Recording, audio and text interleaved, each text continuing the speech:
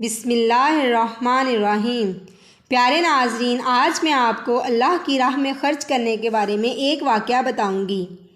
ایک دفعہ کا ذکر ہے کہ ایک شخص جنگل میں جا رہا تھا کہ اچانک اس کے کان میں آواز آئی کہ کوئی بادلوں سے کہہ رہا ہے، اسک دیکا فلان کے باغ کو سیراب کر دو۔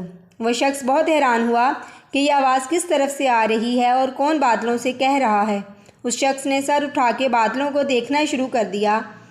بادل یہ حکم سنتے ہی فوراً چلنا شروع ہو گئے اور یہ دیکھنے کے لیے کہ بادل کہاں جا رہے ہیں، وہ شخص بھی بادلوں کے ساتھ ساتھ چلنا شروع ہو گیا۔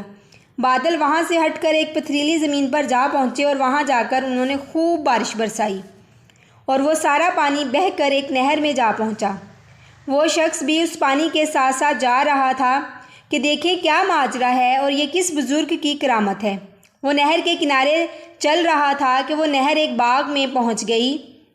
یہ پانی اس باغ میں نالیوں کے ذریعے پہنچ گیا۔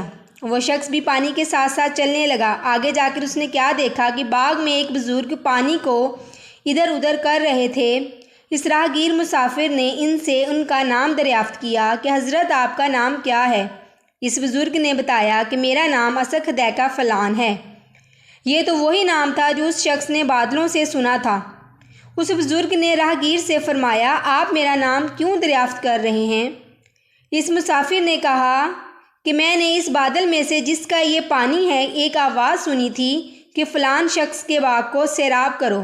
اس نے آپ کا ہی نام بتایا تھا۔ وہ بادل برسا اور پانی اس نہر میں بہہ کر آ گیا۔ اس عجیب و غریب واقعہ کی تلاش میں میں بھی پانی کے ساتھ ساتھ آیا کہ میں چل کر معلوم کروں کہ وہ کیسے بزرگ ہیں۔ تو حضرت آپ کیا کرتے ہیں؟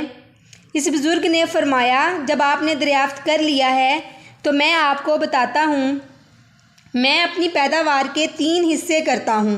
ایک حصہ اپنے کھانے اور اپنے بال بچوں کے کھانے کے لیے اور ایک حصہ اللہ کی راہ میں خرچ کرنے کے لیے نکالتا تھا اور ایک حصہ باغ کی دیکھ بھال کے لیے نکالتا ہوں۔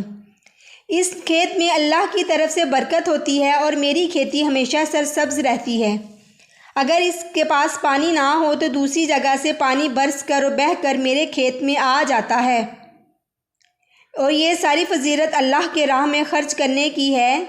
اس لیے جب میرے باغ کو پانی کی ضرورت ہوتی ہے تو قدرت کی طرف سے اس کا انتظام ہو جاتا ہے۔